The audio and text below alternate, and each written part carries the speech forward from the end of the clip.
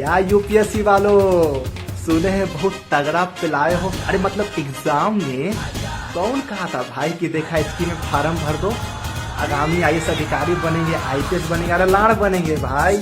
अभी भी मौका है, चुपचाप एसएससी के लाइन में आ जाओ। एग्जाम ये भी नहीं निकलेगा, लेकिन दिन काटने में मजा बहुत आएगा भाई। रीजनिंग मैथ के नाम पर जब तुम आए हाय 5-6 साल आए हाय जब परम सुख लोगे ना भाई तैयारी के नाम पे, तो उसका जो लेवल है ना भाई वो यूपीएससी में नहीं है भाई। आ जाओ चुपचाप तैयारी, आ जाओ, चेंज कर लो भाई, चेंज कर लो, अभी भी मौका है, चेंज कर लो, वरना अगला साल फिर पिलाओगे। और सीधे ग्रुप डी में मत चल जाना, पॉस ले लेके चलो। यूपीएससी से जब गिर रहे हो तो बीच में एसएससी में अटको, अगला साल ग्रुप डी में जंप कर लेंगे दोनों भाई, ठीक है ना, तो फिर पिलाओगे। आ जाओ भाई, परम सुख लेते हैं भाई तैयारी के नाम पे। एसएससी एक इमोशन है भाई, मैथ रीजनिंग में बहुत मजा आता है ब्रो, यूपीएससी में मजा नहीं है ब्रो, यूपीएससी में गांड फाड़ है।